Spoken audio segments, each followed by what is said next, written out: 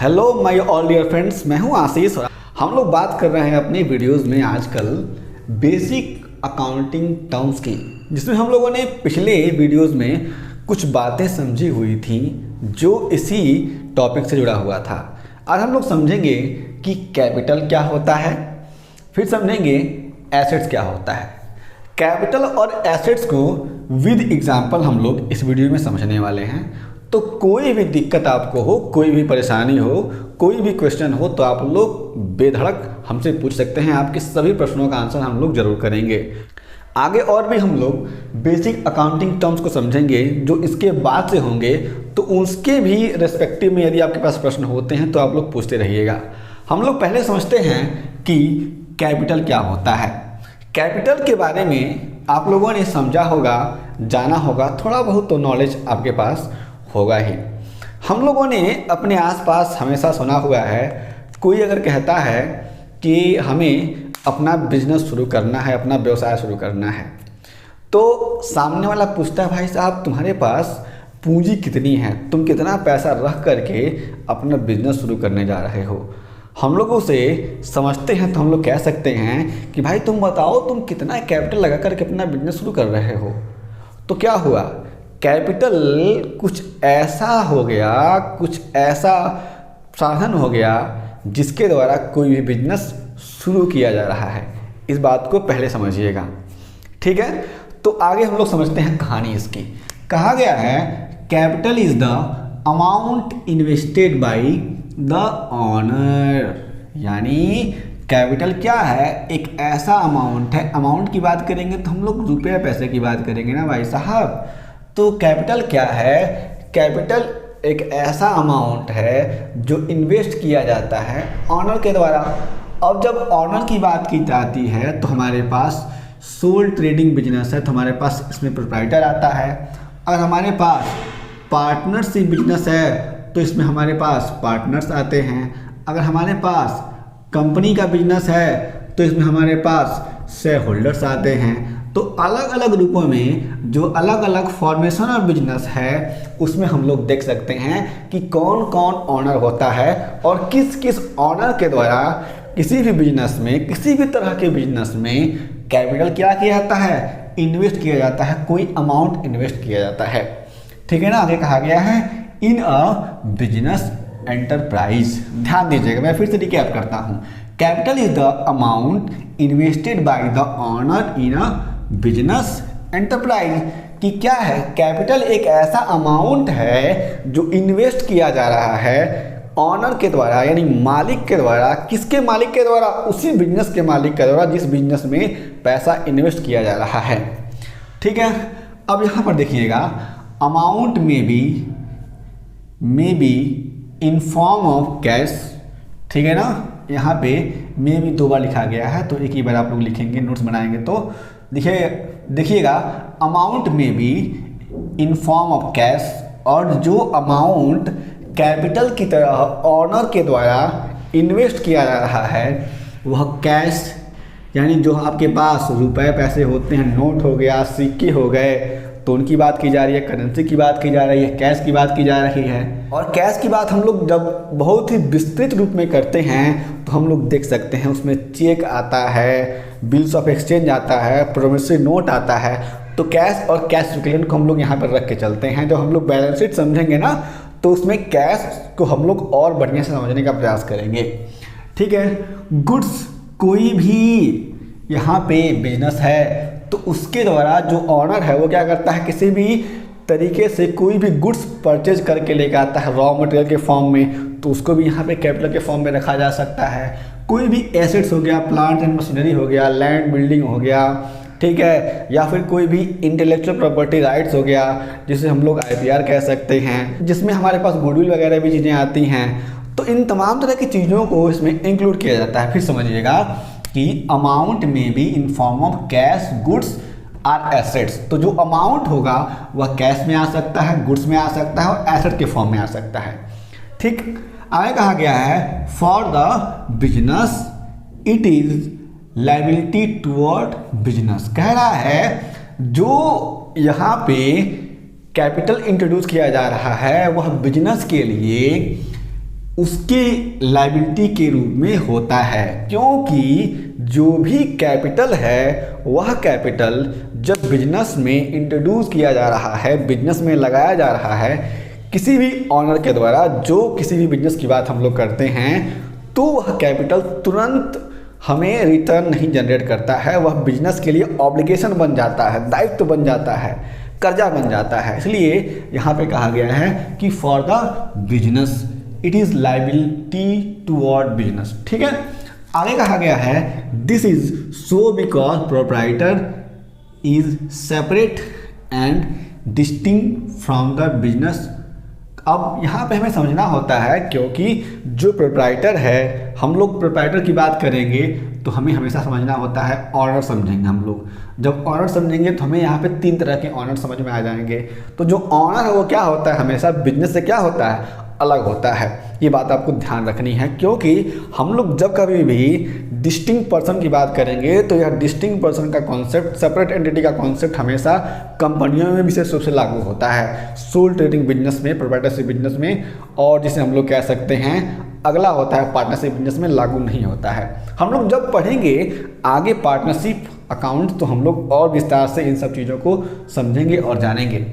ठीक है, आगे कहा गया है capital is the amount with help of which goods and assets are purchased in the business। यहाँ पे आगे और भी बातें कही जा रही हैं कि कैपिटल क्या है, एक ऐसा अमाउंट है जिसके हेल्प से कोई भी बिजनेस में, किसी भी बिजनेस में गुड्स और जो भी एसेट लेना होता है वह एसेट लिया जाता है, खरीदा जाता है। अब यहाँ पर आप लोग समझिएगा कि इसको आप लोग कैसे समझेंगे। ऐसे मान लीजिए कोई भी बिजनेस स्टार्ट हुआ तो बिजनेस के मालिक ने मान लीजिए 5 लाख रुपए यहाँ पर इंट्रोड्यूस किए, ठीक है ना।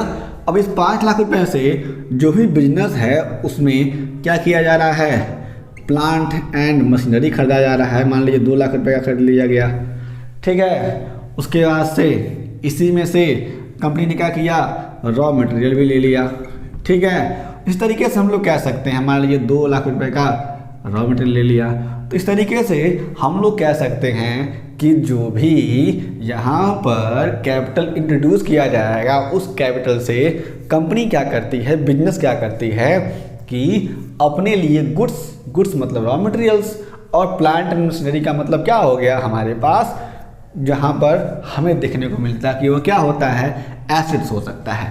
ठीक, आगे कहा गया है as such in order to calculate the amount of capital all current and fixed assets are added up. और कहा गया है कि जब कभी भी, इसीलिए हम लोग जब कभी भी कैलकुलेट करते हैं कैपिटल का तो उसमें हम लोग करेंट और फिक्स्ड एसेट को क्या करते हैं, इंक्लूड करते हैं।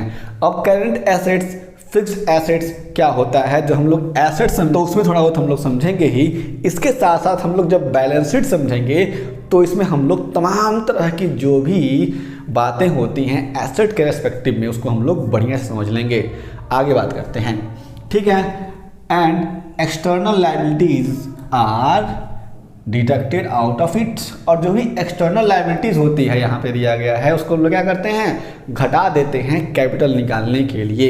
एक्सटर्नल लायबिलिटीज मतलब क्या होता है, जो एक्सटर्नल लायबिलिटी होती है उसको हम लोग कह सकते हैं कि बैंकों से लोन लिया या फिर किसी अनदर पर्सन से लोन लिया या फिर किसी और कंपनी से लोन लिया, यानी जो पैसा हमारे बिजनेस का नहीं है, बिजनेस के जो भी मालिक है उनके द्वारा नहीं दिया गया, किसी बाहरी व्यक्ति के द्वारा, किसी बाहरी इंस्टीट्यूशंस के द्वारा लाया गया, उसको हम लोग कह सकते हैं कि वह क्या है, एक्सटर्नल लायबिलिटी है। और यहाँ पर समझिएगा जो हमारे कंपनी के ऑनर, हमारे कंपनी के, हमारे बिजनेस के ऑनर के द्वारा जो लायबिलिटी आती है उस लायबिलिटी को हम लोग कैपिटल मान लेते हैं, ठीक है। इसलिए यहाँ पर एक फॉर्मूला बना हुआ है, capital is equal to assets minus liabilities. हम लोग इसे समझ के चलेंगे।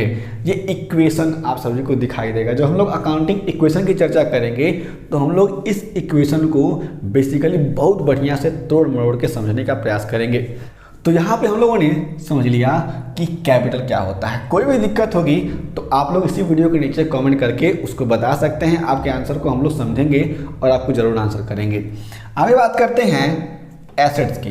एसेट में जो बातें हैं उसको हम लोग समझने का प्रयास करते हैं। कहा गया है anything which is in the possession or is the property of the business enterprise including amounts due to it from the others is called an assets. ध्यान दीजिएगा, कुछ भी हो, एनीथिंग मतलब कुछ भी, जो क्या है पोजीशन में है। पोजीशन मतलब क्या, अधिकार में है। किसके अधिकार में भाई साहब? बिजनेस एंटरप्राइज यानी बिजनेस के अधिकार में। कुछ भी ऐसी चीज जो बिजनेस के अधिकार में है या फिर वह बिजनेस की प्रॉपर्टी है, ठीक है ना।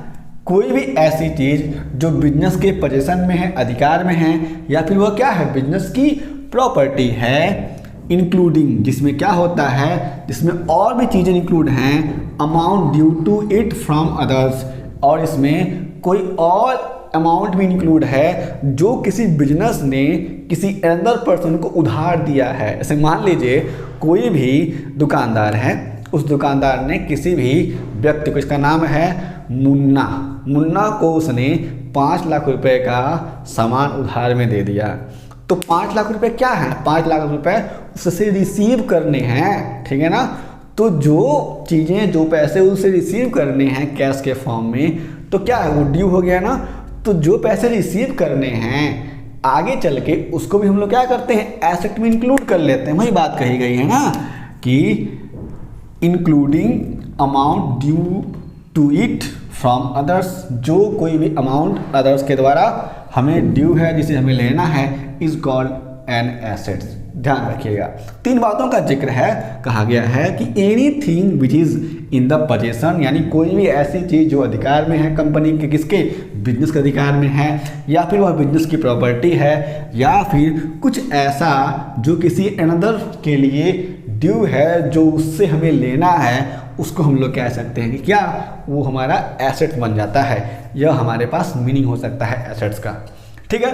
आगे बात करते हैं तो यहाँ पे डेफिनेशन दिया गया है फिनी एंड मिलर के द्वारा। ये कहते हैं assets are future economic benefits. Asset क्या है भाई साहब? यह हमारे लिए फ्यूचर इकोनॉमिक बेनिफिट का काम करता है। अब जब हम लोग अकाउंटिंग में इकोनॉमिक की बात करते हैं तो हमारे पास जो भी ट्रांजैक्शन हो रहे हैं जो बिजनेस के इकोनॉमिक कंडीशन से जुड़े हो सकते हैं, उसे हम लोग कहते हैं इकोनॉमिक, ठीक है।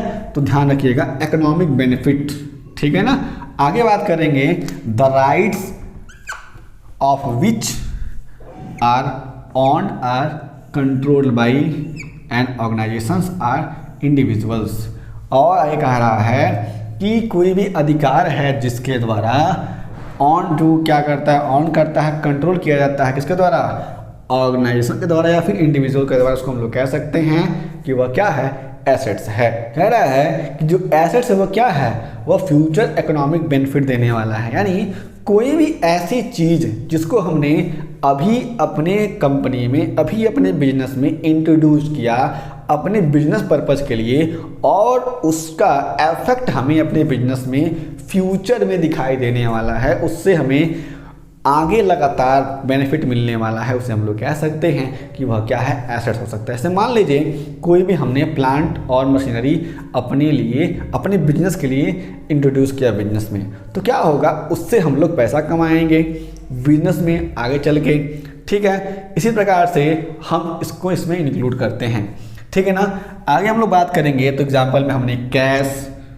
Machinery, land, building, trade receivables, जिसमें हमारे पास डेटर्स और हमारे पास बिल्स रिसीवेबल आ जाता है, पेटेंट, कॉपीराइट, गुडविल एक्सेट्रा। तो इन तमाम तरह की चीज़ों को हम लोग इंक्लूड करते हैं एसेट्स में। जब कभी भी हम लोग बात करते हैं एसेट्स के क्लासिफिकेशंस की, तो हम लोग नॉर्मली समझ सकते हैं कि एसेट हमारे पास 2 प्रकार का होता है, नॉन करंट एसेट्स और current assets. Non current assets का मतलब ये समझिएगा कि जो एसेट्स हमारे पास हमारे बिजनेस में 1 साल या 1 साल से ज़्यादा समय तक रहता है, वो क्या है, हमारे लिए नॉन करंट एसेट्स है। यानी जो करंट नहीं है वो क्या है, वो नॉन करंट एसेट्स है, यानी जो हमारे पास अधिक समय तक रहता है। करंट का मतलब क्या है, जो हमारे पास हमारे बिजनेस में विदिन 1 ईयर तक रहता है, उसे हम लोग कह सकते हैं वो क्या हमारे लिए करंट एसेट्स है। करंट एसेट्स की कैटेगरीज भी होती है, लिक्विड एसेट होता है, हमारे पास। तो इस तरीके से हम समझ सकते हैं जो 3 या 4 महीने के लिए, 2-3 महीने के लिए होता है। तो इन तमाम तरह की चीज़ों को हमें समझना है। हम लोग नॉन करंट एसेट्स को हम लोग लॉन्ग टर्म एसेट कह सकते हैं समझने के लिए, और करंट एसेट्स को शॉर्ट टर्म एसेट्स कह सकते हैं। आगे देखिएगा, हम लोग जब लॉन्ग टर्म एसेट्स की बात करते हैं तो हमारे पास tangible assets, intangible assets. Tangible का मतलब होता है जिसे हम लोग छू सकते हैं, देख सकते हैं। जैसे बिजनेस के पास प्लांट एंड मशीनरी है, लैंड एंड बिल्डिंग है, नॉन करंट इन्वेस्टमेंट है। अगर कोई भी इन्वेस्टमेंट किया है किसी भी शेयर में, किसी भी डिबेंचर में, या फिर किसी अदर कंपनी को लोन दिया है लॉन्ग टर्म के लिए, 1 साल या उससे ज़्यादा के लिए, तो हम लोग कह सकते हैं कि वह क्या है, लॉन्ग टर्म इन्वेस्टमेंट है उस बिजनेस का। इंटेंजिबल एसेट्स की हम लोग बात करते हैं तो हमारे पास आता है IPR यानी इंटेलेक्चुअल प्रॉपर्टी राइट, जिसमें हमारे पास गुडविल, पेटेंट्स, कॉपीराइट एक्सेट्रा, इन तमाम चीज़ों को हम लोग ले लेते हैं। ठीक है ना, आगे ध्यान दीजिएगा, आप लोग इसको नोट्स कर सकते हैं। इसके अलावा भी आपके पास प्रश्न होता है तो आप हमें बताते चलें।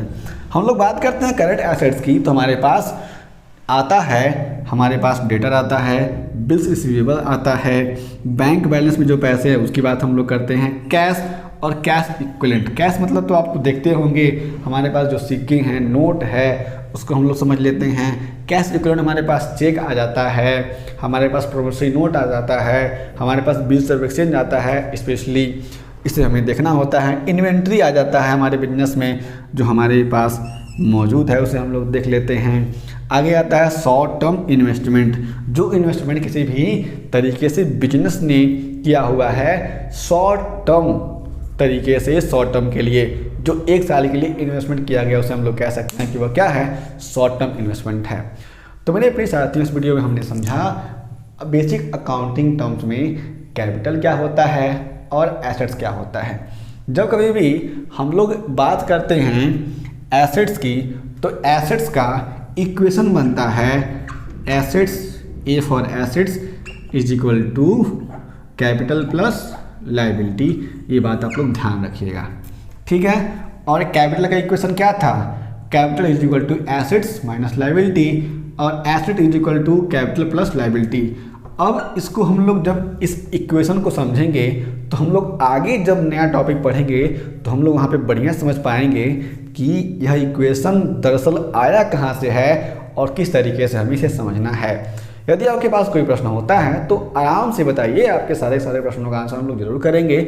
हम लोग एक नए वीडियो में मिलेंगे जहाँ पे हम लोग अकाउंटिंग के बेसिक टर्म्स को और बढ़िया से समझेंगे, जो आगे आने वाले अकाउंटिंग की बेसिक टर्म्स हैं। हम लोग फिर से मिलेंगे। यदि आप चैनल पे नए हैं, चैनल को सब्सक्राइब कर लीजिए, वीडियो को शेयर कर दीजिए। तब तक के लिए जय हिंद।